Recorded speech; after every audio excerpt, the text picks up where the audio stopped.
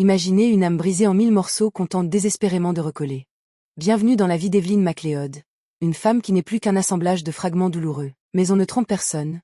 Une fois que la fissure est là, on ne peut plus jamais revenir en arrière. La perfection est morte. Et voici le résultat. Un buste de pierre, froid et marqué, reflet parfait de son propre cœur. Chaque craquelure raconte une trahison, chaque manque une partie d'elle qui s'est envolée. Dehors, la pluie de printemps tombe avec une violence inhabituelle sur le domaine MacLeod, comme si le ciel essayait de laver les péchés de cette demeure. À l'intérieur, seule une lampe à huile lutte contre l'obscurité grandissante. Dans cet atelier, le temps semble s'être arrêté. Evelyn observe le déluge, se demandant pourquoi cette pluie printanière est si lourde ce soir. C'est comme si le monde entier pleurait à sa place. Elle se lève enfin. Le bruit de ses pas sur le sol froid est le seul signe de vie dans cette pièce immense. Il est temps de reprendre le travail. Evelyn nous son tablier. Pour elle, sculpter n'est pas un passe-temps, c'est une survie, une façon de donner forme à ce qu'elle n'ose pas dire. Elle ne travaille pas à l'aquarelle, alors peu importe si le ciel est gris.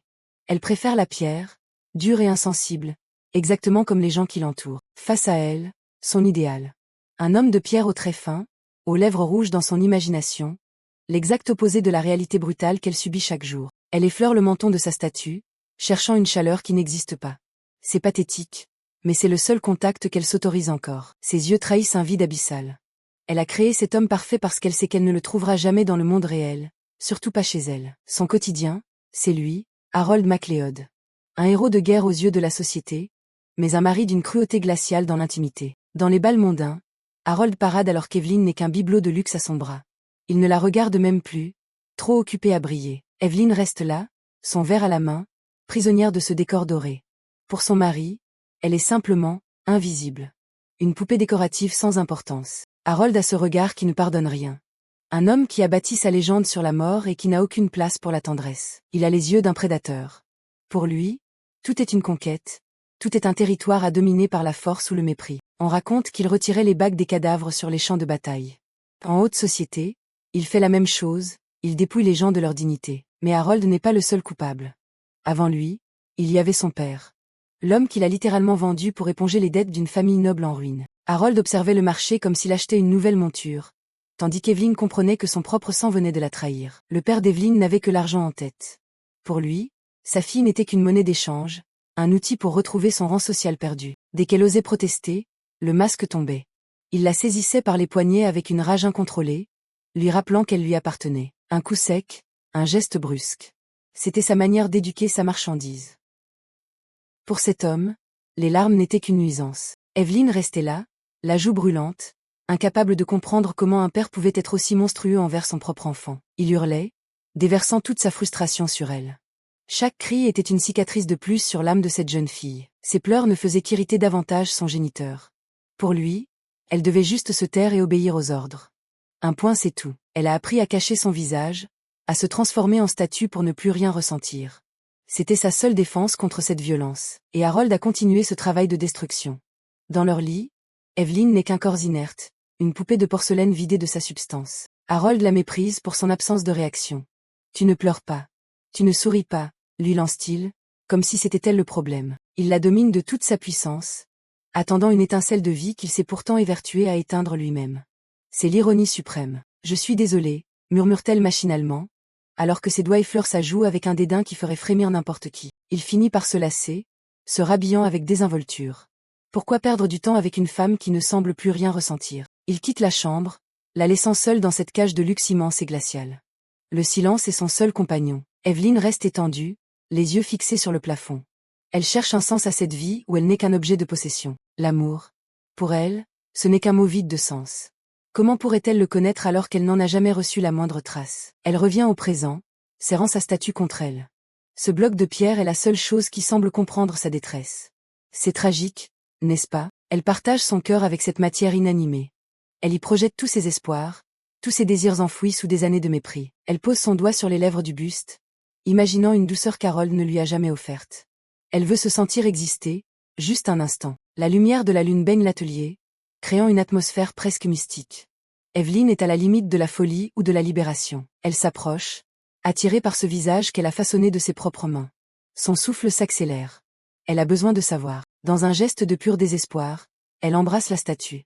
Elle cherche une étincelle de vie dans la pierre froide, une preuve qu'elle est encore capable d'aimer. Elle rouvre les yeux brusquement, le souffle coupé. Son cœur s'emballe. Elle ne le sait pas encore, mais sa vie est sur le point de basculer pour de bon. Qui peut bien être cet homme qui hante ses rêves? On le saura très bientôt. L'art imite la vie. Mais que se passe-t-il quand la pierre commence à respirer? Evelyn est encore sous le choc de ce baiser, le silence de l'atelier n'étant rompu que par le martèlement de la pluie. Elle fixe sa création, encore troublée par cette sensation de brûlure sur ses lèvres. Quelque chose en elle vient de se briser, ou de s'éveiller. Le buste reste de pierre, mais dans son esprit, tout vient de s'animer d'une manière effrayante. Son refuge n'est plus aussi sûr qu'avant. Un bruit sec déchire l'atmosphère. On frappe à la porte avec une insistance qui ne présage rien de bon. Madame, c'est une servante, l'air totalement affolé. Evelyn se demande ce qui peut justifier une telle intrusion en pleine nuit dans son sanctuaire. Son regard trahit une inquiétude soudaine. Dans cette demeure, les imprévus sont rarement porteurs de bonnes nouvelles, surtout quand Harold n'est pas là. Elle n'a même pas reçu un mot d'avertissement. Pourquoi tant d'urgence? La panique de la servante est contagieuse. On lui conseille de descendre immédiatement. Il ne faudrait pas s'attirer à nouveau les foudres du comte par une simple minute de retard. Evelyn descend les escaliers mécaniquement, comme si elle marchait vers son propre procès sous le regard des portraits de famille. Elle se demande quelle est la différence entre Harold, qui l'a puni pour avoir ignoré sa maîtresse, et son propre père, qui levait la canne contre elle pour le simple fait d'exister. Les hommes de sa vie se ressemblent tous. Parfois, elle aimerait simplement que tout s'arrête. Que ce cercle vicieux de soumission et d'humiliation se brise enfin, peu importe le prix. C'est incroyable. Une voix stridente résonne dans le grand hall. Evelyn se fige, surprise par cette agression sonore. C'est elle. Rosina, la maîtresse officielle de Harold, drapée dans sa suffisance et son arrogance habituelle. Evelyn tente de rester digne malgré l'insulte. Elle n'imaginait pas recevoir une visite aussi empoisonnée ce soir. Harold est parti à la chasse depuis hier soir, explique-t-elle calmement, espérant abréger cet échange pénible. Mais Rosina s'emporte instantanément. Elle n'est pas là pour des civilités, elle est là pour marquer son territoire comme une bête sauvage. Pour elle, cette maison appartient à son amant, donc elle s'y sent comme chez elle. L'autorité d'Evelyn n'est qu'une blague à ses yeux. Evelyn sent le vertige la gagner. L'arrogance de cette femme est un poison lent qu'elle est forcée d'avaler chaque jour un peu plus. Elle ferme les yeux, luttant contre l'envie de s'effondrer sur le marbre froid du hall. C'est trop, beaucoup trop pour une seule âme. Est-ce que tout cela va s'arrêter un jour? Ou est-elle condamnée à subir cette humiliation éternellement? Sans jamais pouvoir crier, mais qui est cet homme? Une présence masculine inconnue se tient dans l'ombre, observant la scène avec une neutralité troublante. Jay. Rosina change brusquement de ton. Elle se précipite vers lui avec une affection débordante qu'elle ne montre à personne d'autre. Elle s'inquiète pour le visage de son fils précieux. Evelyn observe ce duo improbable, intriguée par cet inconnu aux traits familiers. Le jeune homme repousse ses mains d'un geste sec. Il n'a visiblement aucune envie d'être materné devant l'épouse de son hôte. Arrête ça, lance-t-il froidement. Son ton est tranchant, dénué de la moindre chaleur humaine, exactement comme celui de sa mère. Evelyn reste pétrifiée. Elle fixe le nouveau venu, incapable de détacher son regard de ses traits. Quelque chose ne va pas, c'est lui. C'est absolument lui. L'arête du nez, la courbe des lèvres, c'est une impossibilité statistique. Elle n'en croit pas ses yeux. La réalité vient de frapper à sa porte sous une forme qu'elle n'aurait jamais osé imaginer. C'est le visage de sa statue. L'homme qu'elle a façonné dans le secret de son atelier est là, en chair et en os, devant elle. Une goutte de sueur perle sur son front. La coïncidence est trop brutale pour être réelle. Elle se demande si elle n'est pas en train de perdre la tête. Elle sent son souffle lui échapper. Le monde tourne autour d'elle pendant que les cris de Rosina s'estompent dans un bourdonnement sourd. Ses jambes vacillent. Elle ne peut plus rester ici, pas devant ce miroir vivant de ses désirs et de sa solitude. Toi? Rosina n'a pas fini son cirque, mais Evelyn n'est déjà plus là. Elle s'est déconnectée de la réalité. Reviens ici sur le champ. L'ordre se perd dans le couloir. Evelyn s'enfuit, cherchant désespérément un peu d'air. Elle s'échappe et referme les lourdes portes, tentant de mettre une barrière entre elle et cette vision perturbante. Elle s'effondre contre le bois massif, son corps tremblant comme une feuille sous l'orage. Tout est en train de basculer. Est-ce que je souffre d'une maladie incurable? Se demande-t-elle, terrifiée par cette douleur rythmique dans sa poitrine. Elle serre sa robe. Cette sensation de battement violent lui est totalement étrangère. Elle n'a jamais appris à ressentir de l'émotion. Son visage est baigné de larmes.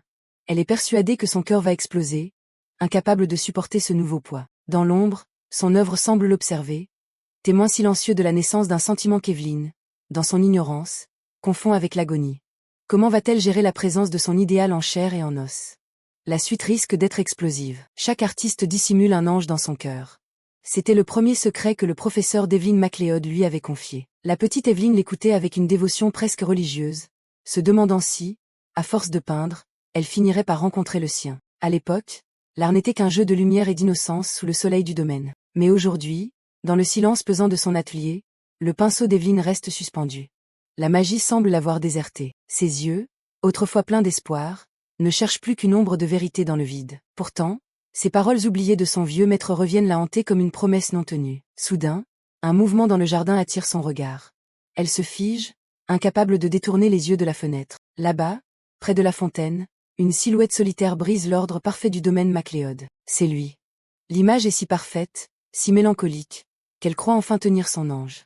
Mais cet ange a un nom, et il est dangereux. Evelyne l'observe comme une proie précieuse, fascinée par cette beauté qui semble porter tout le poids du monde. J'étourne lentement la tête, comme s'il devinait qu'on l'épiait depuis les hauteurs du manoir. Mais son regard se perd à nouveau sur la façade austère du château, cette cage dorée dont il connaît trop bien les barreaux. Pour le monde extérieur, Jay est une énigme élégante. Pour lui-même, il n'est qu'un étranger dans sa propre vie. Il n'a jamais oublié le jour où sa mère, Rosna, l'a exposé aux domestiques comme une nouvelle pièce de collection. Tiens-toi droit, Jay. Rosna ne lui demandait pas de l'aimer, elle exigeait qu'il soit impeccable pour servir ses propres ambitions. Il a dû apprendre à marcher au milieu des venins. Les domestiques ne se privaient pas de cracher leur mépris dès qu'il avait le dos tourné. Le fils d'une courtisane peut bien porter du satin.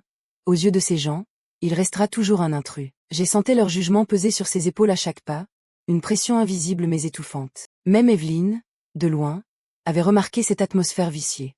La vulgarité des rumeurs l'avait toujours révoltée. Elle l'avait vu grandir au milieu de cette hostilité, solitaire et impénétrable. Mais aujourd'hui, elle ne voit plus seulement le fils illégitime. Elle voit un homme dont la solitude l'appelle. Sur son chevalet, l'esquisse de Jay commence à prendre vie, mais quelque chose manque encore. Elle a dessiné ce dos voûté par le secret, cette posture de quelqu'un qui attend la sentence. Elle donnerait tout pour voir son visage de plus près, pour capturer l'éclat de tristesse qu'elle a cru apercevoir. Encore un peu, murmure-t-elle, penchée à sa fenêtre comme si elle pouvait forcer le destin à se rapprocher. Pendant ce temps, Jay s'enfonce dans son propre dégoût. Il est las de ce théâtre aristocratique grotesque. Assis sur le rebord de la fontaine, il semble attendre que l'eau l'emporte loin de cette comédie humaine. Son expression est un masque de glace, poli par des années de mépris silencieux. Il se souvient de Rosna, s'apprêtant méticuleusement devant son miroir pour leur entrée imminente chez le comte. J'ai tenté de s'évader dans ses livres, mais l'ambition de sa mère finissait toujours par le rattraper. Le silence obstiné de son fils l'exaspérait. Pour elle, il n'était qu'un investissement dont elle attendait un retour rapide. Il ne lui accordait qu'un regard de marbre, refusant de participer à ses machinations sordides. Le verdict de Rosna tombait comme un coup près. Mauvaise réponse. Jay. Elle ne supportait aucune résistance. Avec une froideur impériale, elle lui rappelait qu'elle ne demandait pas sa permission, elle dictait sa conduite. De retour au présent, Jay se sent comme aspiré par le vide, écrasé par la structure même de ce jardin trop parfait. Il se sent sombrer, une noyade lente dans un océan d'indifférence et d'obligations étouffantes. Sous la surface, le silence est enfin complet, mais l'air commence à lui manquer cruellement. Pourtant, une présence semble veiller sur lui dans les profondeurs, une lumière douce et mystérieuse. Mais ce n'est qu'une illusion. Jay revient à lui, seul face à l'eau de la fontaine qui continue de couler sans fin. Une rafale de vent soudaine fait voler une feuille de papier depuis les fenêtres du manoir. Elle atterrit doucement à ses pieds. Jay la ramasse mécaniquement, intrigué par ce message tombé du ciel. Ses yeux s'écarquillent. Quelqu'un l'a dessiné, mais cette esquisse révèle une fragilité qu'il pensait avoir enterrée à jamais. Jay contemple le domaine MacLeod, cette forteresse de faux-semblants dont il connaît chaque recoin sombre. Son esprit est pourtant ailleurs, capturé par l'imprévu qui vient de s'abattre à ses pieds. Son regard se durcit en examinant ce bout de papier qui a osé briser son isolement. Ce n'est qu'une esquisse, mais elle semble crier une vérité qu'il s'efforce de dissimuler. Ses doigts se serrent sur le papier rugueux. Un simple dessin, mais il y voit le reflet d'une vulnérabilité qu'il n'aurait jamais dû laisser transparaître. D'en haut, Evelyne l'observe, le cœur battant à un rythme effréné. Elle réalise avec effroi que sa muse vient de découvrir son secret le plus intime. La panique envahit son visage pâle. Dans ce manoir où chaque geste est scruté, elle vient de commettre l'imprudence ultime. Elle n'a pas réfléchi. Elle a couru, dévalant les escaliers pour affronter l'homme qui tient désormais son destin entre ses mains. Un cri étouffé meurt dans sa gorge. Elle se tient maintenant devant lui, le souffle court, dans l'ombre portée de la fontaine. J'élève les yeux, son regard bleu glacier transperçant ses dernières défenses. Un silence de plomb s'installe. J'ai la dévisage, cherchant dans ses yeux la raison d'une telle audace. L'atmosphère est chargée d'une tension électrique. Qu'est-ce que c'est que ça? Sa voix, calme mais glaciale, résonne comme une accusation. Il brandit le portrait volé par le vent. Evelyne sent le sang lui monter aux joues. L'humiliation est totale. Elle est prise en flagrant délit d'admiration clandestine. Sur le papier, les mots « solitaire » et « fragile » sont inscrits noir sur blanc. C'est une intrusion brutale dans l'âme de Jay, Une mise à nu qu'il n'avait jamais autorisée. Elle fixe l'esquisse, terrorisée par ce qu'elle a osé exprimer. Elle a percé l'armure du fils illégitime, et elle craint maintenant sa réaction. J'ai lâche, et peu importe, méprisant, tournant les talons pour mettre fin à cette rencontre gênante. Il refuse de lui accorder plus d'importance qu'à une servante indiscrète. Evelyn tend la main dans un geste désespéré. Elle ne peut pas le laisser partir avec cette preuve de son obsession artistique. Attenders. Son cri l'arrête net. Jay se retourne, surpris par cette autorité soudaine chez une femme d'ordinaire si effacée. Il l'observe avec une curiosité nouvelle, intrigué par ce mélange de terreur et de détermination qui brille dans son regard. Leurs regards se croisent dans un duel silencieux au milieu du jardin. Jay semble peser chaque trait du visage d'Evelyn, cherchant la source de son inspiration. Le silence se prolonge, seulement troublé par le murmure de l'eau. Evelyn se sent dévêtue sous cet escrutage impitoyable. Elle baisse la tête, incapable de soutenir plus longtemps l'intensité de ses yeux bleus. La honte la submerge, mais elle refuse de reculer. Ses pas hésitants crissent sur le gravier. Elle veut s'expliquer, mais les mots se bousculent dans sa tête sans jamais franchir ses lèvres. « Est-ce vraiment ainsi que tu me vois ?» demande enfin Jay, sa voix s'étant adoucie jusqu'à devenir un murmure presque intime. Il compare à nouveau le portrait à la réalité, troublé par cette vision d'un homme mélancolique qu'il s'efforce de cacher au reste du monde. Jay fixe l'esquisse avec une insistance dérangeante. Il y voit des failles qu'il pensait invisibles, des cicatrices de l'âme que seule une artiste a pu déceler. « Je suis désolé, mon talent est encore insuffisant. » balbutie Evelyn, s'excusant presque d'avoir vu clair en lui. Jay reste impassible, le regard perdu dans le dessin. Il passe une main agacée dans ses cheveux, comme pour chasser cette vulnérabilité qu'elle a su exposer. Il décide de balayer l'incident d'un revers de main. Un coup d'œil furtif en dit long sur son agacement. Il n'aime pas être un livre ouvert, surtout pour une femme de ce domaine. Evelyn reste prostrée dans son regret, persuadée qu'elle vient de s'aliéner définitivement l'homme qui l'obsède. Jay, lui, se demande ce qui a bien pu pousser cette femme à le peindre ainsi. Leur proximité devient presque insupportable. Jay la dévisage avec une intensité qui fait frissonner Evelyn jusqu'à la moelle. Un nouveau jeu semble commencer. Soudain, Jay change de tactique. Un sourire provocateur étire ses lèvres. « Tu devrais au moins me payer des frais de pause. » Lâche-t-il, un éclat de défi dans les yeux. « Des frais de pause ?» répète-t-elle, abasourdie. Cette demande inattendue la laisse sans voix, transformant son crime en une sorte de contrat informel. Je ne lui laisse pas le temps de répondre et commence à s'éloigner, emportant avec lui une part du mystère qu'il vient de créer. Sa silhouette se découpe fièrement contre le ciel. Il lance un dernier regard par-dessus son épaule, un mélange de mépris et de curiosité qui brûle Evelyn de l'intérieur. Il sait qu'il a désormais le dessus. Evelyn reste seule dans le jardin, pétrifiée par cette rencontre électrique. Elle sent que sa vie tranquille vient de voler en éclats. Que va-t-il exiger d'elle en échange de ce portrait?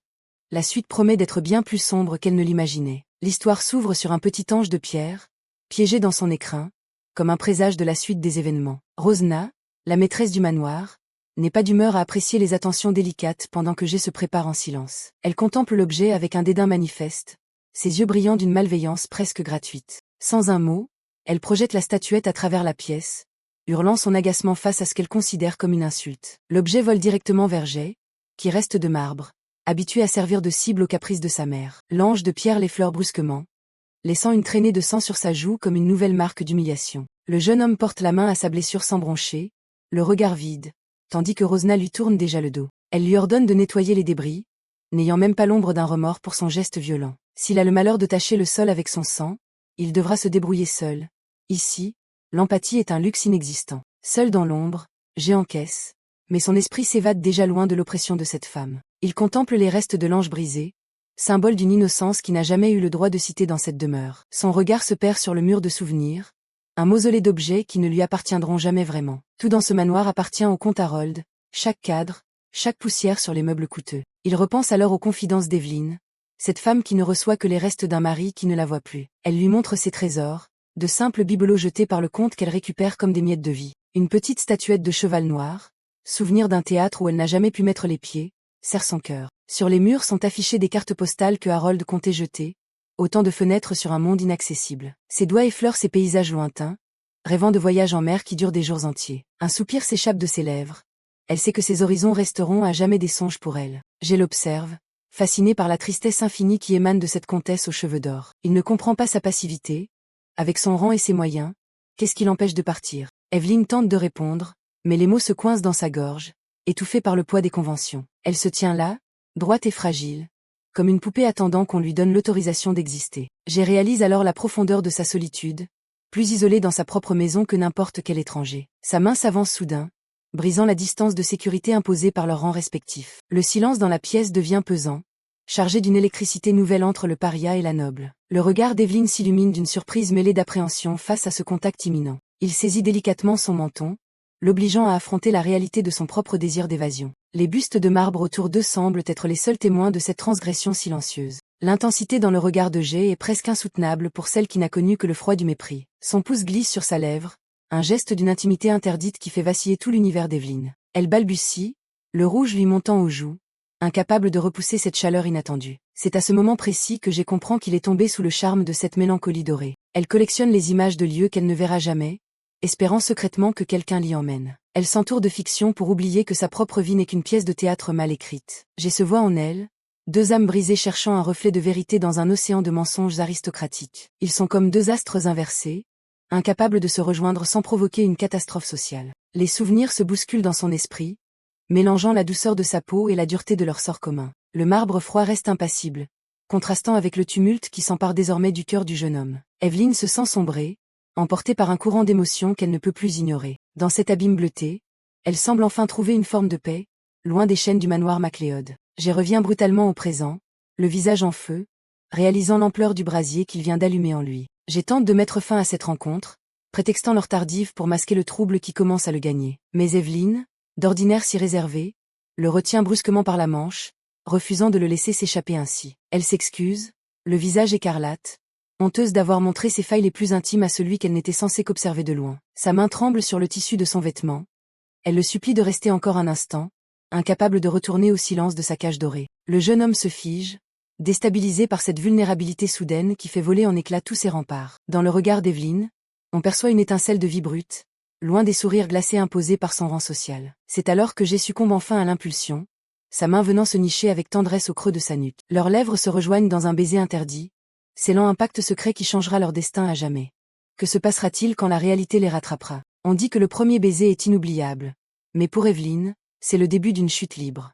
L'air s'alourdit dans cette pièce immense où le temps semble s'être arrêté. Jay la presse contre lui, s'emparant de ses lèvres avec une ferveur qui n'a rien d'un simple serviteur. Elle se cramponne à son veston, comme pour s'assurer que ce n'est pas un mirage. Leurs visages s'écartent, mais l'électricité entre eux refuse de se dissiper. Le regard de Jay est brûlant, chargé de promesses qu'il n'a pas encore le droit de formuler. Ils restent suspendus l'un à l'autre, conscients que chaque seconde volée est une trahison envers le maître des lieux. Un bruit de pas au loin les ramène brutalement à la réalité. Evelyn sursaute, le visage empourpré, réalisant la folie qu'elle vient de commettre. Jay détourne les yeux, une perle de sueur trahissant son trouble. L'intensité de ce moment le laisse chancelant, incapable de retrouver son masque de stoïcisme. La distance se réinstalle entre eux, transformant le salon en un désert infranchissable. Elle effleure ses lèvres, le souvenir du contact encore vibrant sur sa peau. Le soleil brille sur le jardin, mais l'éclat de la fontaine semble vide depuis ce jour-là. Postée à sa fenêtre, Evelyn cherche en vain une silhouette familière dans les allées du domaine. Elle se demande si ce baiser n'était qu'un mirage ou le premier acte d'une trahison inévitable. Les souvenirs l'assaillent, la hantant jusque dans le silence de sa chambre. Un coup brusque à la porte la fait sursauter. La réalité n'attend pas ses rêveries. Son mari, Harold MacLeod, la réclame. L'annonce tombe comme une condamnation. Une partie de canotage est prévue sur le lac nocturne, un divertissement de façade qu'elle ne peut refuser. Elle descend les marches d'un pas lourd, s'interrogeant sur les intentions de cet homme qui l'ignore d'ordinaire. Elle revêt sa plus belle robe, mais sous la soie, son cœur ne bat plus pour Harold. Elle s'efforce de garder un visage de marbre, dissimulant ses doutes sous le bord de son chapeau. En bas, Harold l'attend avec ce sourire mielleux qui cache toujours une pointe de mépris. Toute la domesticité est alignée, prête à jouer le jeu des apparences devant la demeure imposante. Evelyn resserre sa prise sur son ombrelle, sentant le poids des secrets peser sur ses épaules. Dans son dos, les servantes ricanent, habituées aux humiliations silencieuses de leur maîtresse. Un frisson la parcourt. Quelque chose dans l'air lui dit que cette journée ne sera pas comme les autres. Jay est là, impassible, mais ses yeux ne quittent pas Evelyn un seul instant. Elle évite son regard, terrifiée à l'idée que leur complicité soit lue sur leur visage. Elle comprend soudain que son interprétation des ordres de la camériste était erronée. Harold savoure la situation, expliquant qu'il a convié Jay pour animer la conversation. Evelyn tente de s'éclipser, prétextant une fatigue soudaine, mais le piège se referme. « Tu viendras aussi », ordonne Harold, sa voix ne souffrant aucune contestation. Rosna s'immisce, son visage parfait déformé par une grimace d'ennui ou de jalousie. Elle s'accroche au bras d'Harold, rappelant avec insolence leur proximité quasi charnelle. Ses yeux brillent d'une cruauté mal déguisée alors qu'elle feint de se soucier du confort de la comtesse. Harold propose alors l'impensable, qu'Evelyn et Jay partagent la même calèche. Il vante l'éloquence de son fils, forçant Jay à jouer le rôle du compagnon idéal. Evelyne est pétrifiée, consciente que ce tête-à-tête imposé est une torture délicieusement orchestrée. Les roues grincent sur le gravier alors que le convoi s'élance vers le lac. À l'intérieur du compartiment exigu, la tension est palpable, Jay affichant une décontraction provocatrice. Evelyne l'observe à la dérobée, mourant d'envie de l'interroger sur ses sentiments, mais le silence est leur seul refuge. Le silence de Jay est assourdissant. Evelyne se dit qu'il évite sans doute de prononcer le moindre mot pour ne pas rendre la situation encore plus insupportable qu'elle ne l'est déjà. Elle aussi préférerait oublier ce qui s'est passé, ou du moins, faire semblant pour préserver ce qu'il reste de leur dignité respective. Assise en face de lui, elle sent chaque secousse de la calèche comme un rappel de leur proximité forcée, sous le regard invisible mais pesant du manoir MacLeod. Jay reste immobile, la main sur le menton, semblant perdu dans une réflexion que personne n'oserait interrompre. Evelyne se redresse, tentant de retrouver sa contenance de comtesse, mais ses yeux trahissent une mélancolie que même son plus beau chapeau ne peut masquer. D'un geste lent, Jay ajuste son col, comme s'il étouffait dans cette atmosphère saturée de non-dits et de désirs réprimés. Il finit par lever les yeux, et ce regard, ce n'est pas celui d'un fils respectueux ou d'un serviteur dévoué. C'est le regard d'un homme qui sait exactement quel pouvoir il exerce sur elle. Est-ce là le début d'un pacte secret ou d'une ruine mutuelle? L'avenir nous le dira bien assez tôt. Rien de tel qu'une petite sortie en famille au lac nocturne pour se rappeler à quel point les MacLeod sont dysfonctionnels. Un décor de carte postale pour un drame qui couve. Rosna s'extasie, elle ne soupçonnait pas qu'un tel joyau se cachait si près du domaine. Elle joue la surprise à merveille, comme si tout ceci n'était pas déjà à sa botte. À l'intérieur, Evelyne observe le spectacle avec la distance d'un fantôme. Elle sait très bien qu'elle n'est pas l'invitée d'honneur de cette mascarade. Jay remarque tout de suite le manège. Pour lui, il est clair qu'elle n'a pas mis un pied hors du manoir depuis une éternité. Sa pâleur en dit long. Il la fixe, scrutant ce visage qui semble se dissoudre dans l'ombre du carrosse. C'est presque dérangeant de voir quelqu'un s'effacer ainsi. Rosna rompt le silence en l'appelant. Elle veut que Jay la rejoigne, histoire de parfaire le tableau de la famille idéale devant les domestiques. Le jeune homme s'exécute, mais son regard reste ailleurs. Il marche vers la table avec la flemme de celui qui connaît déjà la fin du film. Les domestiques s'affairent en silence, invisibles comme toujours. Dans ce monde, même les arbres semblent avoir des oreilles. C'est là que Harold sort son premier coup bas. Il mentionne, l'air de rien, qu'il manque une chaise. Un oubli très pratique pour exclure sa femme sans en avoir l'air. Evelyne serre son chapeau entre ses mains. Elle n'est pas dupe, mais la confrontation n'est pas dans son ADN. Elle préfère se soumettre à l'évidence. Elle annonce calmement qu'elle restera dans le carrosse, prétextant que le soleil est trop éblouissant. C'est l'excuse parfaite pour disparaître. Harold feint l'inquiétude en invoquant sa santé fragile. C'est le comble du mépris. L'insulter tout en jouant les maris attentionnés. Elle s'incline légèrement, acceptant sa punition déguisée en bienveillance. Le silence est son seul rempart contre l'humiliation publique. Le pique-nique continue sans elle. 3 personnes assises, une absente. L'équilibre est rompu, mais personne ne semble s'en soucier. J'ai beau intérieurement. Voir Evelyne s'effacer devant ces deux-là le dégoûte plus qu'il ne veut l'admettre. Il ne supporte pas sa passivité. Il la regarde s'éloigner d'un air sombre. La comédie humaine qui se joue devant lui commence sérieusement à lui peser sur le système. Evelyne marche doucement, chaque pas semblant peser une tonne. Ses talons s'enfoncent dans l'herbe comme si elle n'avait rien à faire ici. Elle avance vers son refuge, cette boîte de métal et de velours qui lui sert de cellule de luxe. L'air libre semble lui faire peur. Le tableau est d'un cynisme absolu. Le mari, la maîtresse et le fils illégitime trônent au bord de l'eau pendant que la vraie comtesse se cache. Evelyne se perd dans la contemplation des arbres. Elle cherche sans doute une échappatoire dans le décor, loin des regards qui la jugent. Le lac scintille, indifférent à la tension qui monte. C'est le calme plat avant la tempête émotionnelle. À table, l'ambiance est électrique. Jay tambourine sur la nappe, un tic nerveux qui trahit son agacement croissant face à cette mise en scène. Ses doigts frappent le tissu en rythme. Il a horreur qu'on le traite comme un figurant dans les caprices de sa mère et de son père. Il l'interroge du regard, attendant que la vérité éclate. Mais tout ce qu'il obtient, c'est un silence gêné et un tapotement incessant. Harold change de sujet, louant la beauté du lac nocturne. Il parle de ces terres comme d'un trophée, ignorant superbement le malaise ambiant. Il insiste sur le fait que cet endroit est unique, même parmi les vastes possessions de la famille MacLeod. Une façon d'étaler sa puissance. Jay esquisse un sourire forcé. Il propose alors un tour en bateau pour immortaliser ce moment. On est dans l'hypocrisie la plus totale. Le comte adore l'idée. Il regarde Rosna avec une complicité qui se passe de commentaires. Pour eux, l'absence d'Evelyne est une bénédiction. Il se prépare à embarquer, laissant Jay seul avec son amertume. La rame fend l'eau, marquant le début de leur escapade romantique. Ils s'éloignent sur le lac, parfaitement à l'aise dans leur rôle d'amants maudits jouissant d'une liberté volée. Jay les regarde partir avec mépris. Une fois qu'ils sont assez loin, le visage de Jay change radicalement. Le masque tombe. Il n'a aucune intention de rester là à ne rien faire. Il se tourne vers le carrosse. Son objectif est clair. Il en a assez de voir cette femme se laisser piétiner sans réagir. La voiture trône seule sous les arbres. C'est là que tout va basculer. Jay s'approche, déterminée à briser ce calme étouffant. Evelyn sursaute en entendant quelqu'un frapper. Elle ne s'attendait certainement pas à ce qu'on vienne la déranger dans sa retraite. Elle entr'ouvre la porte, l'air anxieux. Jay se tient là, et son expression ne présage rien de bon pour son protocole de discrétion. Sans un mot, il saisit son bras. Sa poigne est ferme, presque autoritaire. Il n'est pas venu pour discuter, mais pour agir. Evelyn est pétrifiée. Elle ne comprend pas ce qui lui arrive. Le contraste entre sa fragilité et la détermination du jeune homme est frappant. Il la soulève brusquement du sol. Son ombrelle tombe, ses pieds perdent contact avec la terre. Jay vient de franchir une ligne rouge. Elle lâche un cri de surprise. Pour elle, c'est une intrusion impensable dans son espace vital. Jay vient de la sortir de sa boîte de force. Il l'emporte loin du carrosse, ignorant ses protestations muettes. C'est une évasion, qu'elle le veuille ou non. Le décor défile autour d'eux. Ses pieds battent l'air. Elle est totalement désemparée par ce contact physique si soudain et si intense. Jay ne la lâche pas d'un pouce. Il lui lance qu'un peu de soleil n'empêche pas de marcher. Un défi direct à sa passivité. La vraie aventure commence maintenant. Vous pensiez qu'un pique-nique était synonyme de détente? Chez les MacLeod, c'est le signal d'une rébellion. Jay l'oblige à croiser son regard, sans aucune gêne. Il lui demande de le regarder, juste une seconde.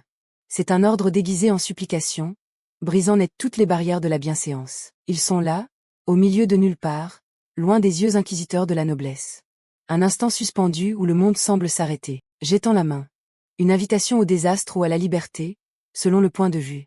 Evelyn hésite, mais l'élan est déjà là. Il finit par la saisir.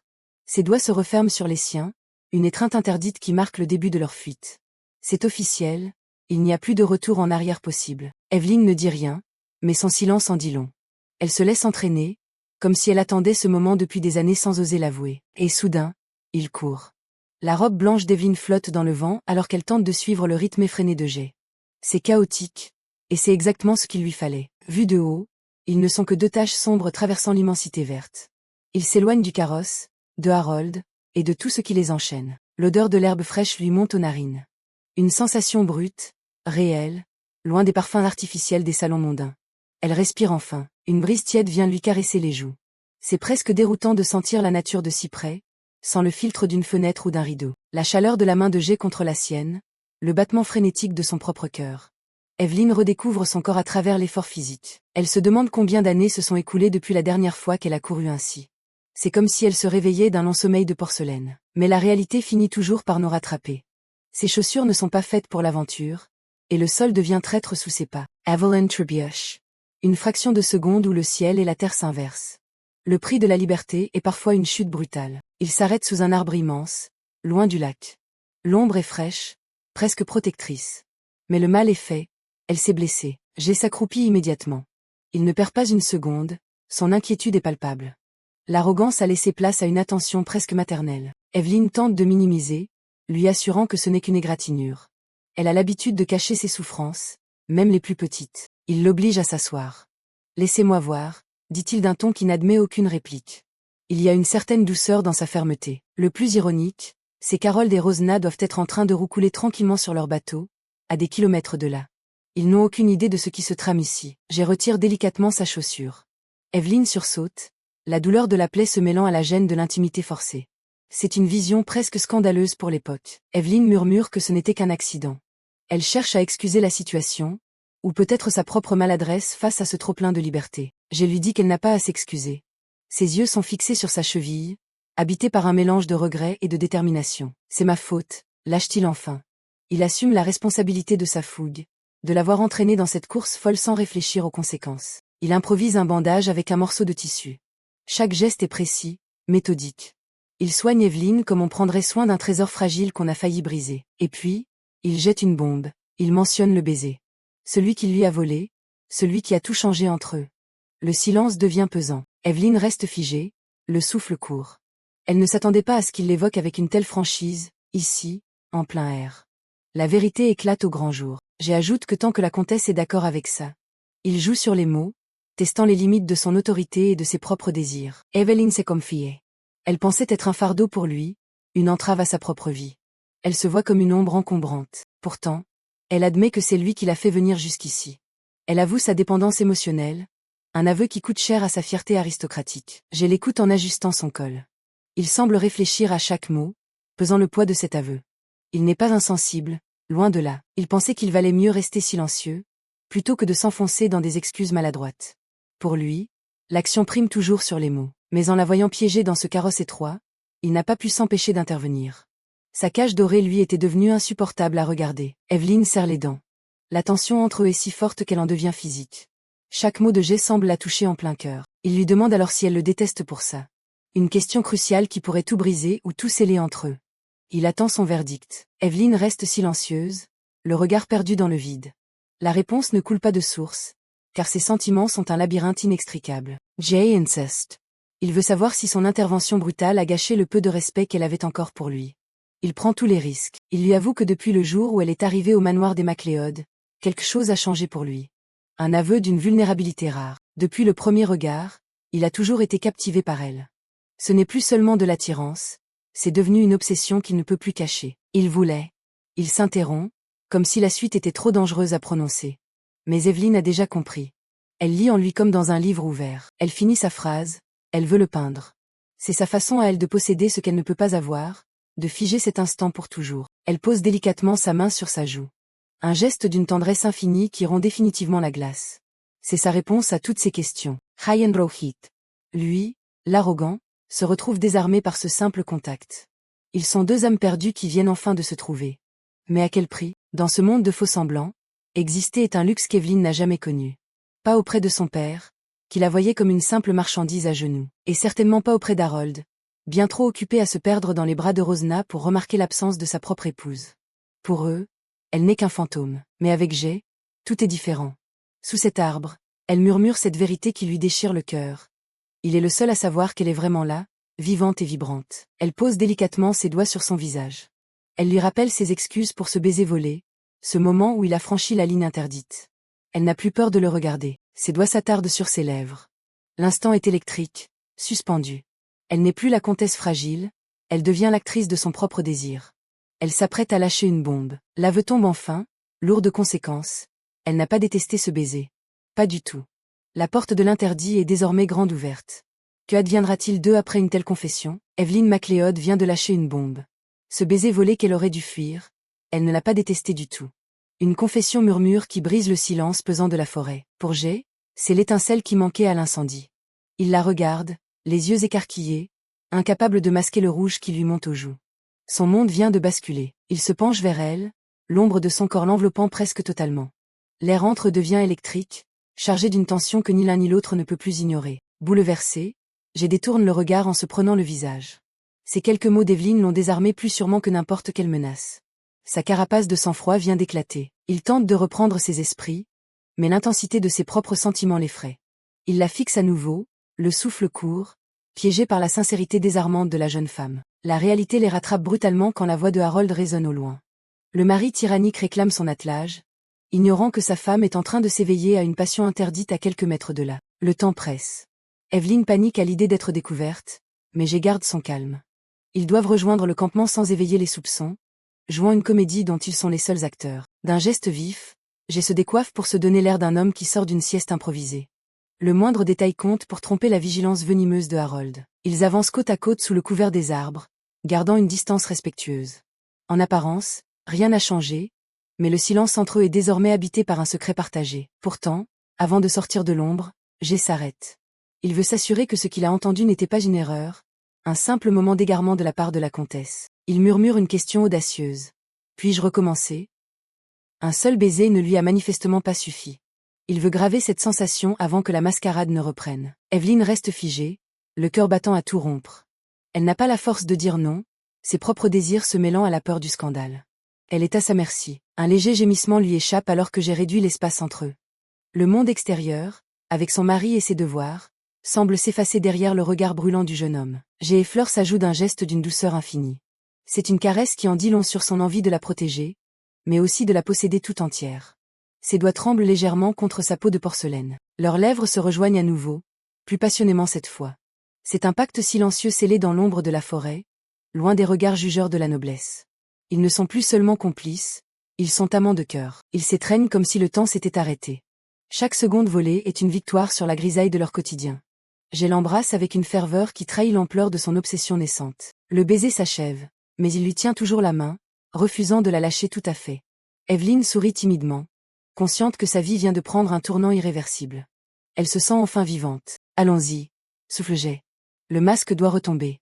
Ils s'éloignent de leur refuge boisé pour affronter la lumière du jour et les mensonges nécessaires à leur survie. La tragédie peut reprendre son cours. Près du lac, Harold se pavane, imbu de lui-même, ravi de sa journée. Il n'a aucune idée que sa propre femme vient de découvrir la liberté dans les bras d'un autre.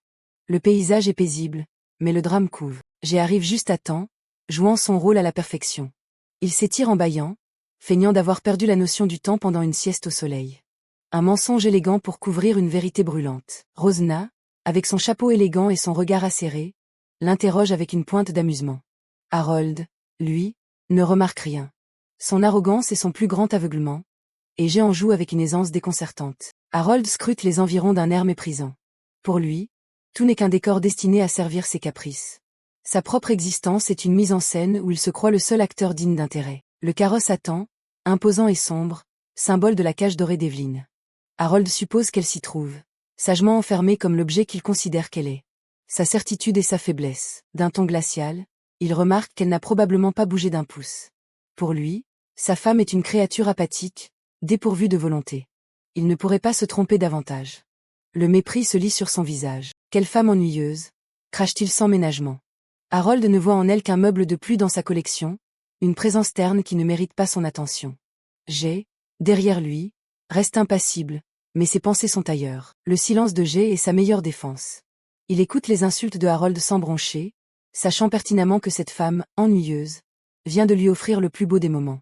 Le contraste entre les mots et la réalité est saisissant. Le départ est donné. Harold ordonne le retour au manoir, pressé de retrouver son confort et sa supériorité habituelle. La journée s'achève sur une note d'hypocrisie parfaite, sous les yeux d'une Rosna qui semble s'amuser de la situation. Rosna lâche une petite remarque perfide sur le sort d'Evelyn, masquant sa cruauté derrière une fausse compassion. Elle aussi joue sa partition dans cette comédie aristocratique où chacun avance ses pions. Jay la suit, le visage fermé. Ils avancent vers les chevaux, le bruit de leurs pas sur l'herbe marquant la fin de la parenthèse enchantée. Le monde des apparences reprend ses droits, étouffant les battements de cœur trop rapides et les regards trop longs. Evelyn est déjà installée dans l'obscurité du carrosse, telle une recluse. Elle attend, le regard perdu dans le vide, alors que la portière s'ouvre sur son destin. La tension remonte d'un cran. À sa grande surprise, c'est Jay qui monte. Elle l'interroge du regard, le souffle coupé par cette proximité soudaine et risquée. Dans cet espace confiné, chaque mouvement devient une provocation. Il lui lance un regard rassurant, presque tendre. Jay maîtrise la situation. Il sait que pour Harold, elle n'a jamais quitté ce véhicule. Leur petit mensonge est sauf, du moins pour l'instant. Sa présence est un baume sur son anxiété. Ne vous inquiétez pas, murmure-t-il. Il s'assoit en face d'elle, le mouvement du carrosse les rapprochant physiquement. L'intimité est forcée, mais Jay semble s'en délecter, son regard ne quittant pas celui d'Evelyn. Leurs jambes se frôlent alors que la voiture s'ébranle. Jay l'observe avec une attention que Harold n'a jamais eue. Il remarque tout, ses doutes, sa beauté fragile, et cette lueur nouvelle au fond de ses yeux. D'un geste soudain, il lui tend une framboise sauvage. Il la porte à ses lèvres avec une sensualité qui la fait frémir. C'est une offrande interdite, un avant-goût des plaisirs secrets qu'il s'apprête à partager. Sa main effleure sa bouche. Evelyn accepte le fruit, les yeux fixés sur lui.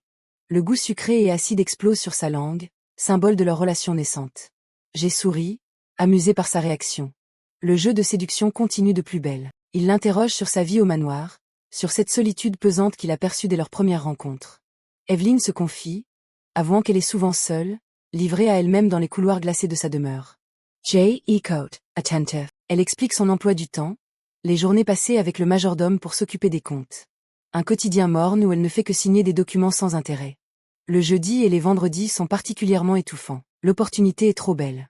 Jay suggère de venir la voir les mercredis, profitant des absences régulières de Harold. Une idée qui fait briller les yeux d'Evelyn. La conspiration prend forme, plus concrète que jamais. Elle n'est plus seule. Je viendrai dans votre studio, promet-il d'une voix basse et assurée. Il se rapproche encore, réduisant la distance à néant. L'air dans le carrosse devient irrespirable de désir. Le studio d'Evelyn sera bientôt le théâtre de leur rencontre clandestine. Evelyn bafouille, encore sous le coup de la framboise et de ses mots. Elle essaie de parler des fruits, mais son esprit est ailleurs. La main de Jay s'approche de sa taille, un contact qui la brûle à travers le tissu de sa robe. Elle perd pied, ses doigts se posent fermement sur son flanc, une emprise possessive qui revendique son appartenance.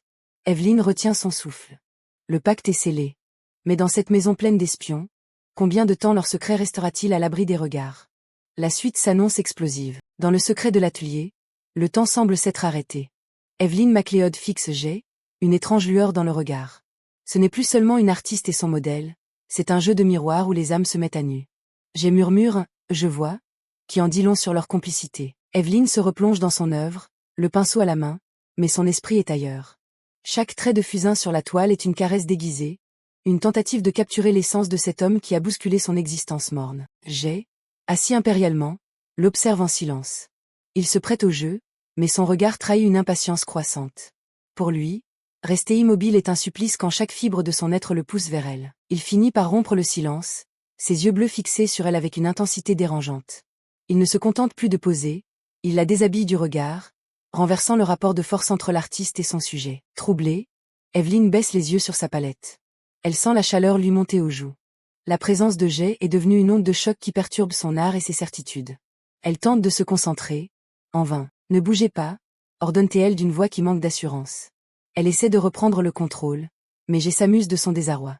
Il sait qu'il a déjà gagné cette manche. La tension dans la pièce est presque palpable. Il lui avoue qu'il a lui aussi envie de la regarder. C'est un aveu de faiblesse autant qu'une déclaration de guerre. Evelyn est piégée entre son désir de peindre et son besoin d'exister dans le regard de cet homme. Le jeune homme se confie. Rester immobile lui semble être une perte de temps. Chaque minute passée à ne pas la contempler est, pour lui, un gâchis. C'est une flatterie cruelle qui transperce les défenses de la comtesse. Il pose sa main sur son visage, le souffle court. L'intimité de l'atelier devient un sanctuaire où les règles de la société n'ont plus cours. Ils ne sont plus que deux êtres en quête d'une vérité que le monde extérieur leur refuse. J'ai souri, un sourire qui n'a rien de rassurant. Est-ce si étrange? Demande-t-il. Il sait que leur attirance est un venin sucré, une anomalie dans le monde rigide des MacLeod. Et pourtant, il semble prêt à tout pour la cultiver. Evelyn se détourne, cherchant à reprendre sa respiration. Elle évoque la réception imminente, un prétexte pour briser le sortilège. Le monde réel frappe à la porte, avec ses obligations et ses dangers. Elle mentionne la tea party qui se tiendra dans la cour. Tout le personnel y sera occupé, laissant le reste du domaine désert. Une opportunité, ou un piège. Evelyn semble déjà planifier leur prochaine escapade. Alors, si cela vous convient, murmure-t-elle, les yeux baissés. Elle propose une promenade secrète dans le jardin, loin des regards indiscrets. C'est une invitation au danger, une main tendue vers l'abîme. Jay la scrute, pesant le poids de sa proposition. Il voit au-delà de ses mots, il voit la femme qui meurt d'envie de s'échapper de sa prison dorée. Il accepte, bien sûr. Le jeu en vaut la chandelle. Plus tard, dans les jardins baignés de soleil, le faste de la noblesse s'étale. Mais derrière les jets d'eau et les roses rouges, les complots sourdissent. L'élégance n'est qu'un voile jeté sur la pourriture des cœurs. On entend les rires forcés des invités. Le comte est félicité pour son goût impeccable, une ironie quand on connaît la noirceur de son foyer. Dans cette société, l'apparence est la seule monnaie qui ait de la valeur. Harold MacLeod se pavane aux côtés de Rosna. Il exulte, savourant son pouvoir et la présence de sa maîtresse. Pour lui, tout est parfait tant qu'il garde le contrôle. Il ne voit pas l'orage qui se prépare juste sous ses yeux. Quelqu'un s'enquiert de la santé d'Evelyn, la trouvant absente. Rosna feint l'inquiétude, jouant son rôle de confidente attentionnée avec une hypocrisie consommée. Elle sait exactement où se trouve la comtesse, mais elle garde ses cartes en main. La discussion dévie sur Rosna, cette femme dont tout le monde parle à la capitale. Sa présence au manoir fait jaser, mais elle s'en moque. Elle savoure sa revanche sur une noblesse qu'il a longtemps méprisée. Elle est ici chez elle, ou presque. Elle porte sa tasse de thé à ses lèvres d'un geste gracieux. Elle remarque que Jay ne s'est plus montré en boutique ces derniers temps. Son intuition maternelle, ou plutôt son instinct de prédatrice, commence à s'éveiller. Elle sent que quelque chose lui échappe. Harold rit de bon cœur, flatté par les remarques sur son emprise sur Rosna. Il se vante de son attachement, ignorant que sa maîtresse est une manipulatrice bien plus fine que lui. La scène est d'une vulgarité dorée. Rosna se prête au jeu, simulant l'adoration. Elle clame que la passion du comte lui apporte plus de joie que n'importe quelle richesse. C'est un mensonge parfait, poli pour briller sous les regards envieux de l'assemblée. Jay observe la scène de loin, écœuré. Harold exulte. Comment pourrait-il laisser partir une créature aussi adorable? Il est le roi de ce petit théâtre de dupes, persuadé de sa toute-puissance. Mais dans l'ombre, les masques commencent à se fissurer. Le mépris couve sous les sourires. Soudain, une porte claque. L'ambiance change du tout au tout. La tension monte d'un crâne. Le vernis craque, laissant apparaître la violence qui sourd sous la politesse de façade. Quelque chose a basculé. J'ai surprend Rosna dans un moment de rage pure. Elle n'est plus la maîtresse élégante, mais une femme blessée dans son orgueil. Elle a été insultée par un invité, et elle compte bien faire payer cet affront à quelqu'un. G est la cible idéale. Elle fulmine contre cet homme, ce faux noble, qui a acheté son titre. Pour Rosna, l'humiliation est insupportable. Elle qui a tant lutté pour s'élever ne tolère pas d'être rappelée à ses origines. Sa haine est un brasier. Comment ose-t-il me traiter comme une traînée devant Harold? S'écrie-t-elle en jetant son châle. Elle est hors d'elle, sa soif de reconnaissance bafouée. Elle déverse son fiel sur tout ce qui l'entoure, cherchant un exutoire à sa honte. Elle se tourne vers Jay, son regard se faisant soudain soupçonneux.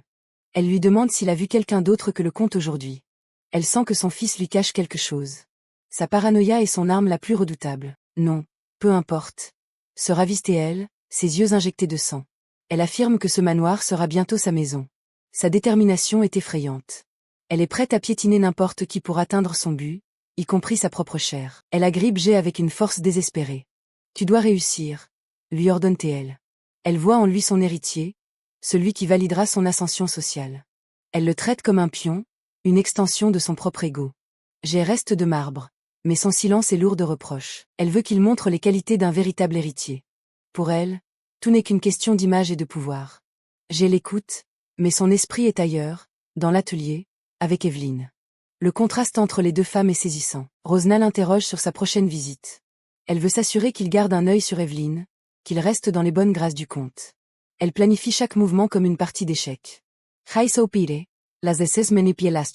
Ces derniers temps, commence-t-elle en plissant les yeux.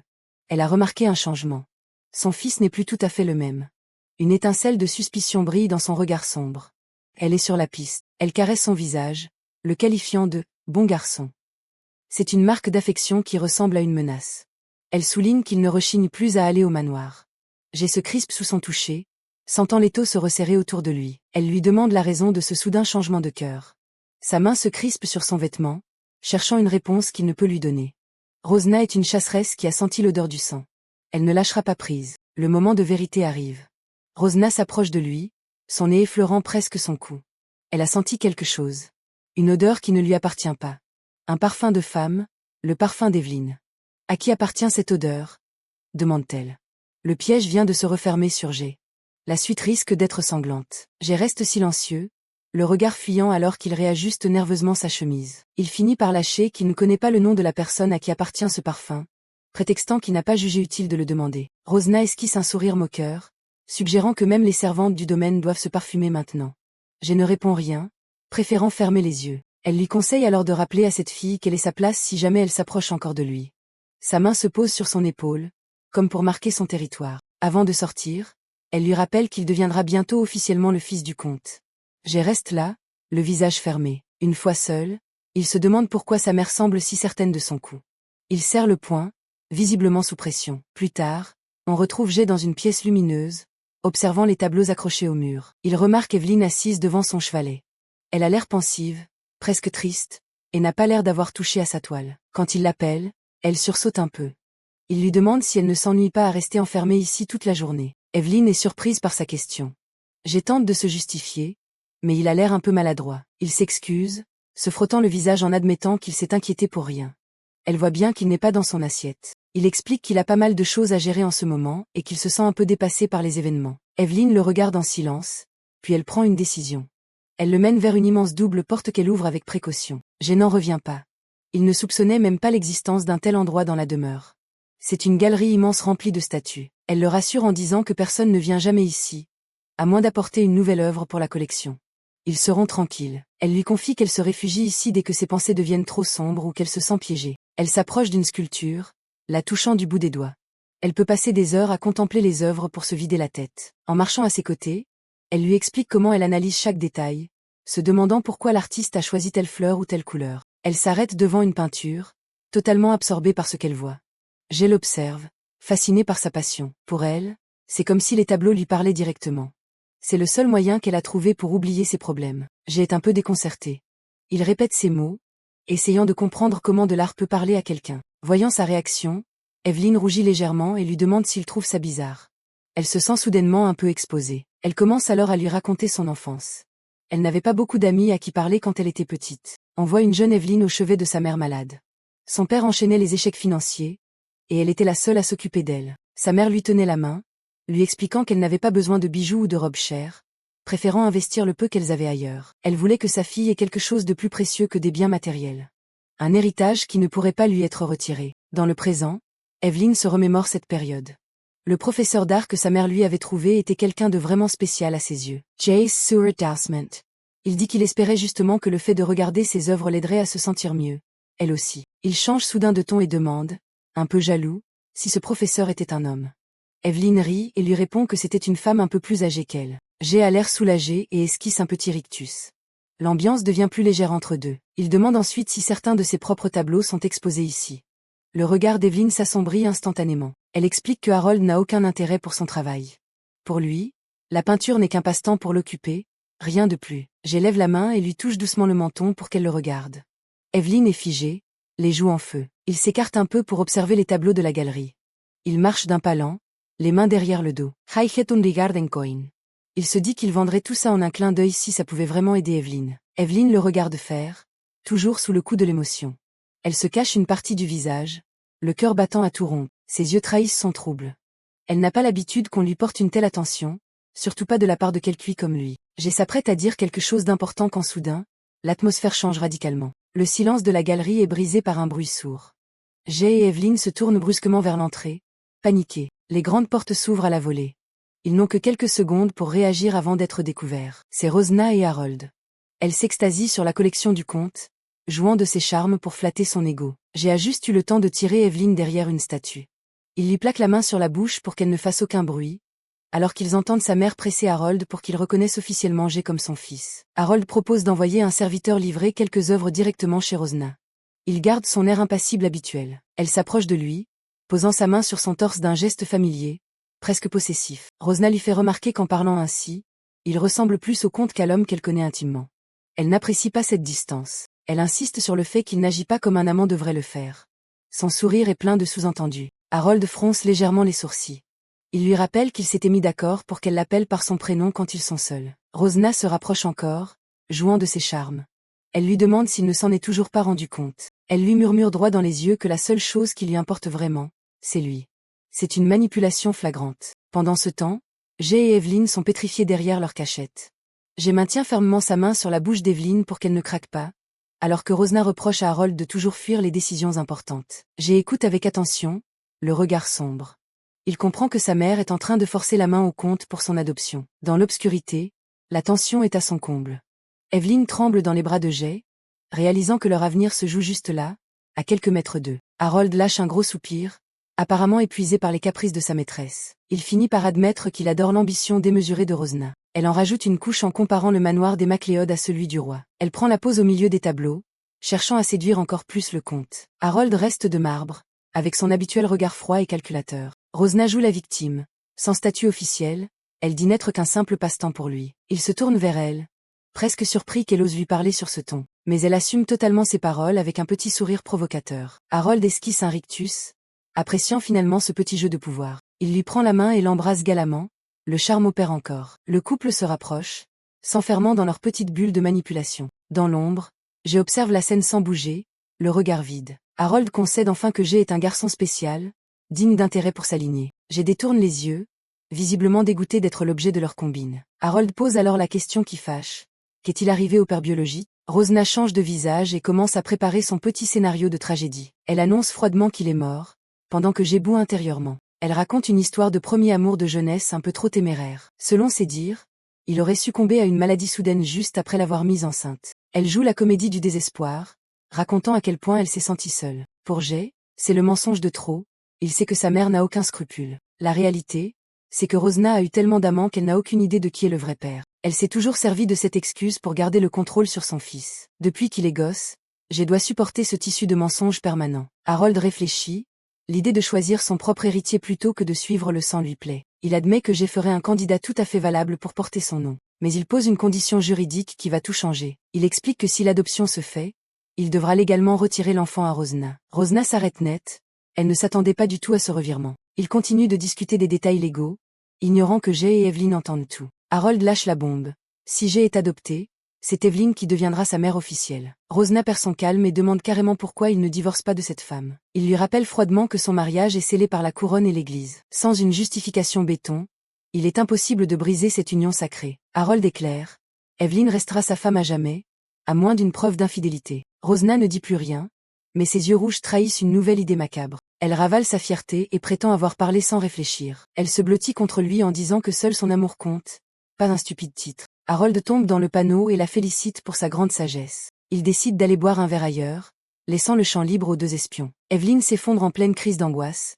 Le choc est trop brutal pour elle. Jay la soutient et tente de la calmer en l'aidant à reprendre son souffle. Jay la serre fort contre lui, essayant désespérément de la rassurer en lui murmurant qu'il est là. Evelyne, le visage en larmes et le souffle court, se demande comment elle va pouvoir surmonter cette situation. Elle se rappelle avec amertume l'insolence de Rosna, qui n'hésite pas à manipuler Harold sous ses yeux. Elle se traite intérieurement d'idiote pour avoir cru, ne serait-ce qu'un instant, que sa relation avec Jay pourrait durer ainsi éternellement. Jay, lui aussi bouleversé, tente de se convaincre que le conte ne poussera jamais l'absurdité jusqu'à l'adopter. Elle s'accroche désespérément à sa chemise, comme si c'était sa seule bouée de sauvetage dans ce cauchemar. Pourtant, ils savent tous les deux qu'Harold est parfaitement capable d'aller jusqu'au bout de ses plans tordus. L'idée que Jay puisse finir par devenir légalement son propre fils est une torture mentale qu'Evelyne ne peut supporter. Il pleut des cordes sur le domaine des MacLeod ce jour-là. À l'intérieur, une servante arrête sa collègue devant une porte en lui disant que ce n'est pas la peine de nettoyer cette pièce. Elle explique qu'il y a trop de bazar et que de toute façon, Rosna n'y met plus les pieds depuis un moment. Pour elle,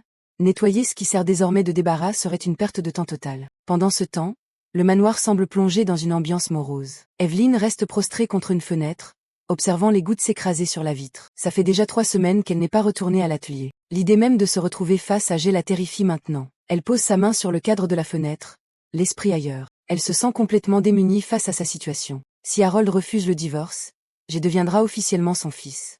C'est un cauchemar dont elle ne voit pas l'issue. Elle ne veut plus y penser, la situation est trop étouffante. Elle imagine Jay l'appeler, mais elle se force à revenir à la réalité. Soudain, elle fait demi-tour et quitte la pièce précipitamment. Elle est perdue, elle ne sait plus quoi faire. Elle finit par courir à travers les couloirs du manoir. Elle passe devant 2 servantes qui sont en train de bavarder. L'une d'elles s'étonne que Rosna ne ramène plus son fils ces derniers temps. Elle mentionne une maladie contagieuse qui circule dans la capitale et qui tue les gens en un instant. Evelyne s'arrête, le visage figé par l'horreur. Les servantes pensent que même une femme comme elle ne laisserait pas un enfant malade pour venir ici. Elle se demande alors pourquoi elle cherche Rosna.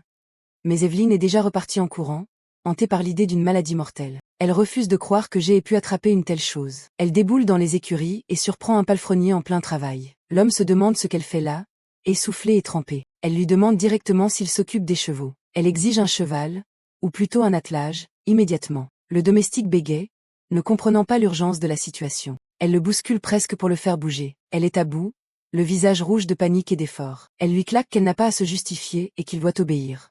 Il finit par s'exécuter. L'attelage s'élance sur la route sous une pluie battante. La voiture fonce à travers la tempête, malmenée par les chaos. À l'intérieur, Evelyne joint les mains et commence à prier le Seigneur. Elle implore le ciel de ne pas la soumettre à la tentation. Ses mains tremblent alors qu'elle continue sa prière silencieuse. Elle regarde par la fenêtre, le visage marqué par une angoisse profonde. Un éclair déchire le ciel alors qu'ils arrivent enfin en ville. Le cocher hurle pour signaler leur présence. Dès que la voiture s'arrête, elle saute à terre malgré les cris de l'homme qui lui demande où elle va. Elle court dans la boue, persuadée que c'est une épreuve de Dieu. Elle se fraye un chemin entre les gens, le regard est perdu. Elle se dit que Dieu essaie de lui reprendre Jay à cause de son égoïsme, et elle refuse de le laisser faire. Evelyne percute de plein fouet un inconnu au détour d'une ruelle sombre. Le type lui dit de regarder où elle marche, mais elle est trop occupée à s'excuser maladroitement. Voyant qu'elle est perdue, l'homme change de tactique et lui propose son aide avec un sourire mielleux. Elle accepte sans hésiter. Elle lui demande s'il sait où vit Rosna. Le gars s'arrête net, l'air intrigué par cette requête. Il finit par répondre qu'il la connaît très bien, d'un air de plus en plus louche. Il lui ordonne de le suivre, prétendant être un de ses proches. Evelyne s'exécute, aveuglée par l'urgence. Elle souffle enfin, persuadée qu'elle va pouvoir retrouver Jay et vérifier qu'il est en sécurité. Il s'engouffre dans un quartier délabré, et elle s'étonne que Rosna puisse vivre dans un endroit aussi miteux. Le doute commence sérieusement à s'installer alors qu'il s'enfonce dans l'obscurité des bas-fonds. Elle finit par lui demander quel est son véritable lien avec Rosna. Le masque de l'inconnu tombe. Il avoue froidement qu'il la connaît seulement par les journaux. D'un coup sec, il lui broie le poignet. Evelyne comprend trop tard qu'elle est tombée dans un piège. Il se moque d'elle et l'insulte, disant qu'elle n'aurait jamais dû suivre un étranger. Elle tente désespérément de se libérer. Il se rapproche dangereusement, insinuant qu'elle savait très bien ce qu'elle faisait en venant ici. Elle est terrifiée. Elle le supplie de la lâcher en criant le nom de Jay, les larmes coulant sur son visage. Soudain, Une bouteille vole en éclats et l'homme se retrouve par terre, neutralisé d'un seul coup. C'est G qui apparaît, le regard chargé de fureur, serrant encore le goulot brisé dans sa main. Le débris de verre tombe sur les pavés, alors que la rage de G semble s'évaporer en la voyant. Il tend la main vers elle, son expression devenant infiniment plus douce. Evelyne se jette dans ses bras en sanglotant, évacuant toute la peur accumulée. Ils s'effondrent à genoux sous l'averse, serrés l'un contre l'autre, enfin réunis dans cette tourmente. G est à genoux au sol, serrant Evelyne McLeod contre lui au milieu de la rue pavée. Elle craque complètement dans ses bras, et il tente de la calmer en lui caressant le dos. Le jeune homme finit par se relever, mais Evelyne McLeod semble encore sous le choc. G lui attrape fermement la main, bien décidé à ne plus la lâcher. Ils s'éloignent ensemble de cette ruelle pour se mettre rapidement à l'abri. Evelyne McLeod marche en silence, la tête basse, encore toute tremblante. En le voyant aussi vigoureux, elle comprend que les rumeurs sur la maladie de G étaient bidons. Elle respire enfin en constatant que son sauveur va parfaitement bien. G continue de la guider d'un pas rapide à travers les quartiers sombres. En marchant, elle remarque des égratignures sur son bras et commence à s'inquiéter. Le regard de G devient soudainement plus dur et fermé. Il s'en veut terriblement d'avoir laissé Evelyne McLeod seule dans un coin pareil. Elle bafouille une excuse, mais les mots se coincent dans sa gorge. G lui coupe la parole, ayant déjà compris que ce n'était pas sa faute. Il l'incite à le suivre sans attendre pour éviter de nouveaux ennuis. Ils entrent dans une petite chambre modeste où Rosna ne devrait pas revenir tout de suite. G fouille direct dans ses affaires pour lui trouver quelque chose à se mettre. Il finit par lui tendre un vêtement un peu usé mais propre. Evelyne McLeod observe la pièce avec curiosité, surprise par le dénuement des lieux. Elle lui demande, un peu hésitante, s'il vit vraiment ici avec sa mère. G lui répond que oui tout en évitant de croiser son regard. Il lui avoue que le canapé lui sert de lit et qu'il n'a rien à lui ici. Evelyne McLeod s'excuse tout de suite, craignant d'avoir été un peu trop curieuse. G lui propose alors ses propres fringues si elle n'aime pas celles de Rosna. Mais la jeune femme a une autre inquiétude en tête et l'interrompt d'un coup. Elle se rapproche de lui, le visage marqué par l'angoisse. Elle lui sort qu'elle a entendu dire qu'il était mourant. G la rassure direct en disant qu'il pète la forme malgré les rumeurs. Il explique que Rosna a tout fait pour le garder enfermé ces derniers temps. Le jeune homme plonge son regard dans le sien pour essayer de la calmer. Ils se retrouvent à nouveau très proches, l'un contre l'autre dans le petit logement. Evelyne McLeod finit par murmurer qu'elle a eu une peur bleue pour lui. G a l'air bouleversé par cet aveu, il ne sait plus trop où se mettre. L'ange demande pourquoi elle a pris autant de risques pour un gars comme lui. Elle détourne les yeux, rougissant sous l'intensité de son regard. G la fixe en silence, comme s'il attendait une réponse qu'elle n'ose pas donner. D'un coup, il s'emporte et lui demande si elle se rend compte du danger. Un silence pesant s'installe alors qu'il se regarde dans le blanc des yeux. Finalement, il se radoucit et prononce son nom tout doucement. Le brun lui explique qu'il attendait juste qu'elle vienne d'elle-même. G lui relève délicatement le menton pour la forcer à le regarder. Evelyne McLeod finit par craquer et admet qu'elle était totalement perdue sans lui. G la serre brusquement contre lui, comme s'il avait peur qu'elle disparaisse au moindre battement de cils. Evelyne McLeod est complètement chamboulée, mais elle ne repousse pas cette étreinte pleine de désespoir. Le jeune homme ferme les yeux, incapable de croire qu'elle soit vraiment venue le chercher jusque dans son quartier. Il se sent comme un intrus, conscient du fossé qui sépare son monde de la cage dorée de la jeune femme. Pendant longtemps, il s'était interdit de s'accrocher à elle, persuadé qu'il n'en avait absolument pas le droit. Mais il réalise maintenant que c'est lui qui avait tracé cette frontière imaginaire entre eux deux. G se laisse enfin aller, savourant ce moment de tendresse volé au reste d'un monde cruel. Il finit par briser le silence en lui disant qu'il faudra bien rentrer au manoir une fois ses affaires sèches. Il plonge son regard dans le sien, son visage n'étant plus qu'à quelques centimètres de ses lèvres. Evelyne McLeod sent le rouge lui monter aux joues, complètement envoûtée par la proximité de son ange. En lui serrant la main, elle se dit que son vrai foyer ne se trouve peut-être qu'ici, auprès de lui. Il reste ainsi, front contre front, unis par un lien que même les complots de Rosna ne pourront plus briser. G et Evelyne se tiennent devant le manoir McLeod sous un ciel orangé. Le jeune homme hésite, inquiet de la laisser rentrer seule après ce qu'ils ont partagé. Evelyne lui offre un petit sourire rassurant, essayant de masquer la peur qui commence à la gagner. G lui serre la main une dernière fois. Il sait que franchir ce portail, c'est retourner dans la gueule du loup. Elle garde ce visage serein, presque angélique, comme pour lui donner la force de s'en aller. G reste figé un instant, le regard chargé de tout ce qu'il n'ose pas encore formuler. Evelyne retire doucement sa main. C'est le moment de se dire au revoir, au moins pour aujourd'hui. Elle lui donne rendez-vous mercredi prochain. G a l'air complètement désemparé face à cette soudaine distance. Il la regarde s'éloigner vers sa prison dorée sans pouvoir faire un geste pour la retenir. Les immenses portes du manoir s'ouvrent, l'avalant dans l'obscurité froide du hall. À peine entrée, Evelyne sent le poids de l'oppression revenir et elle porte instinctivement la main à sa gorge. Sa main tremble sur le bois. Elle redoute déjà la réaction d'Harold s'il apprenait qu'elle est sortie en secret. Mais au fond, ce qui la terrifie le plus, c'est de perdre Jay et de se retrouver encore une fois seule au monde. Ses pas résonnent sur le marbre froid quand une voix glaciale brise le silence. Evelyne. Elle se fige net, le sang se glaçant instantanément dans ses veines. Harold est là, le regard sombre. Il veut savoir exactement d'où elle vient à une heure pareille. Il l'observe avec suspicion. Apparemment, un serviteur a déjà tout balancé sur sa demande de carrosse. Il la scrute avec mépris, pensant qu'elle cherche simplement à attirer son attention. Evelyn baisse les yeux, mais à l'intérieur, quelque chose commence à bouillir. Elle ne veut plus se laisser faire. Un sourire amer étire ses lèvres.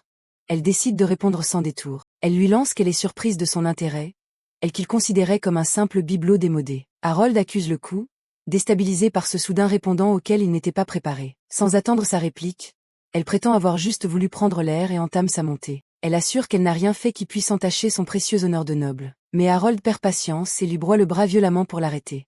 Evelyn. Elle se tourne vers lui avec un calme désarmant. S'il veut la punir, qu'il le fasse. Elle n'a plus peur. Harold reste sans voix, la tenant toujours. Il ne reconnaît plus la poupée soumise qu'il pouvait briser à sa guise. Il sent bien qu'un truc a changé chez elle, une force nouvelle qui lui échappe totalement. Il la fixe intensément, mais il est incapable de comprendre ce qui a provoqué cette métamorphose. Pendant ce temps, Jay est rentré chez lui. L'agitation de la ville semble bien loin de ses préoccupations. Il contemple sa valise ouverte. Il a toujours su que le jour où il devrait tout quitter finirait par arriver. Assis sur son lit, il semble peser chaque décision, chaque risque à venir. Mais cette fois, l'idée de partir seul lui est insupportable.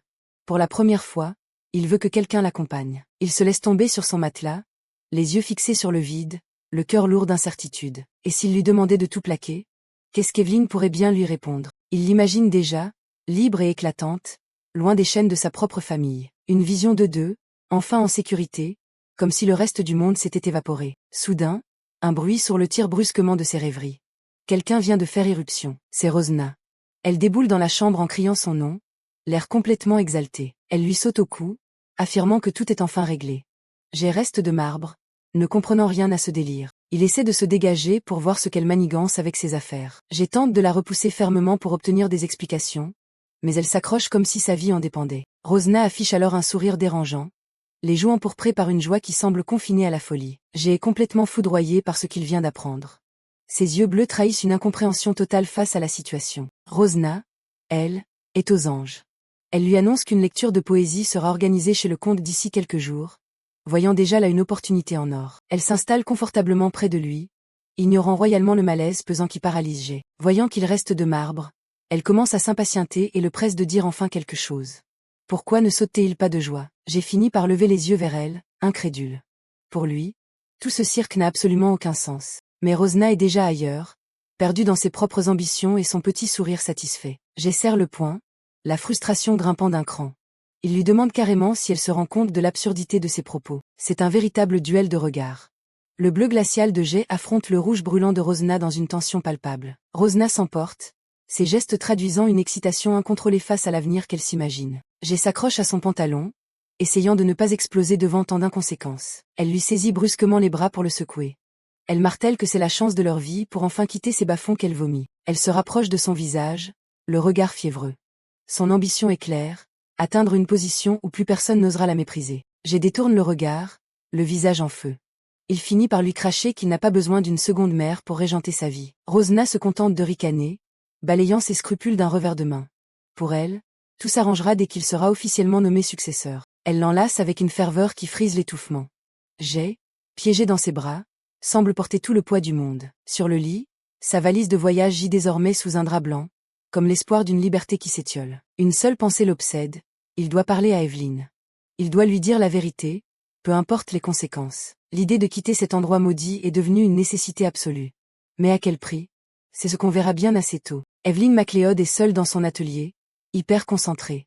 Elle met les dernières touches au portrait qu'elle fait de Jay. Elle se dit qu'avec un tout petit peu plus de travail, son œuvre sera enfin terminée.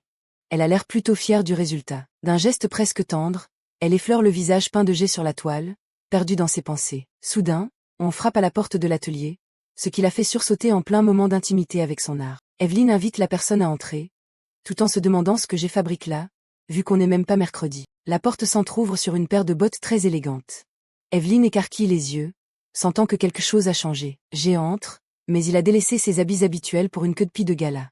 Le mec est juste méconnaissable en mode grand noble. Evelyn en reste bouche bée, le cœur qui s'emballe direct.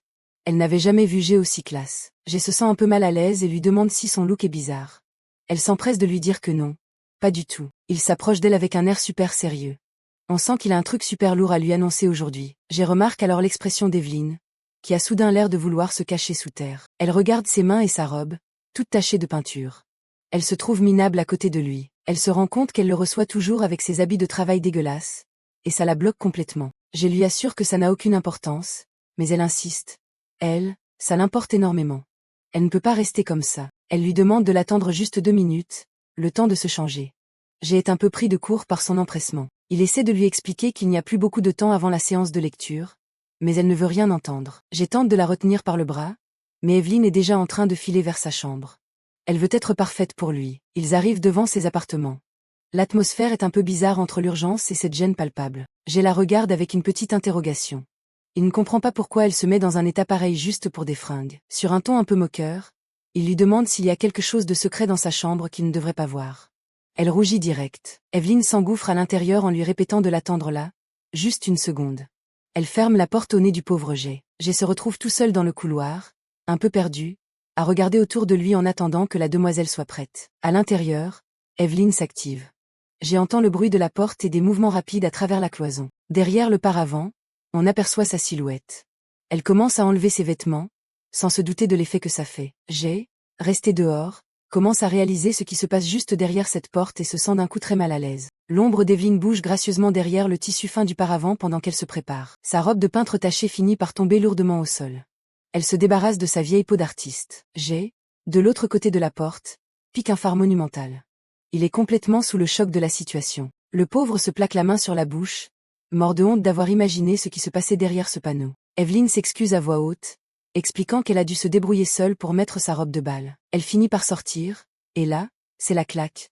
Elle est d'une beauté irréelle dans sa robe blanche ornée de perles. Elle avoue timidement qu'elle était trop gênée de rester dans l'état de tout à l'heure devant lui. Elle voulait être à sa hauteur. Jay en perd ses mots. Il balbutie son nom, totalement hypnotisé par la vision qui se tient devant lui. Il s'approche doucement, lui effleure la joue et lui dit d'une voix douce que cette tenue lui va à ravir. Evelyne ferme les yeux, savourant ce compliment et ce contact qu'elle attendait secrètement depuis si longtemps. Ils finissent par s'enlacer tendrement. Dans ce moment-là, plus rien d'autre ne semble compter que leur proximité. Jay lui murmure qu'elle est si éblouissante qu'il se demande s'il a vraiment le droit de se tenir à ses côtés. Elle est un peu perdue par ce qu'il essaie de dire, mais il reprend son sérieux. Il est venu pour une raison bien précise. Au milieu de ce luxe étouffant, Jay lui rappelle qu'elle ne connaît rien d'autre que cette vie de château et ses murs dorés. Il lui fait comprendre que derrière toute cette richesse, il n'y a pas grand-chose de vrai pour elle. C'est une prison. C'est là qu'il lui lance l'invitation la plus folle. Il lui demande de le choisir lui, plutôt que de rester enfermé ici. Il la regarde droit dans les yeux, son visage tout près du sien. Il attend sa réponse, celle qui changera tout leur destin. Jay ne peut plus se retenir et la prend dans ses bras. Il est totalement sous le charme de cette métamorphose. Il lui caresse doucement la nuque, un geste plein de tendresse qui en dit long sur ses sentiments pour elle. Evelyne laisse couler quelques larmes de bonheur, un immense sourire aux lèvres. Pour elle, c'est le début d'une nouvelle vie. Pendant ce temps, dans une autre partie du manoir, Harold discute avec Rosna. Il lui dit de ne pas l'attendre pour dormir car la réunion va s'éterniser. Rosna l'écoute avec un sourire poli, mais on sent que son esprit est déjà ailleurs, sur d'autres projets. Harold semble très satisfait de sa soirée, ignorant totalement ce qui se trame derrière son dos. Un invité mystérieux passe à côté d'eux, attirant immédiatement le regard aiguisé de Rosna. Elle semble avoir reconnu quelqu'un d'important. Elle avait un doute en voyant son nom sur la liste des invités, mais maintenant elle en est certaine. C'est bien lui. Elle tient son pion. Elle observe Harold s'éloigner d'un air sombre. Elle a enfin trouvé le prétexte parfait pour ses plans. Un sourire machiavélique étire ses lèvres. Evelyne ne sait pas encore que son espoir de liberté vient de croiser un obstacle de taille.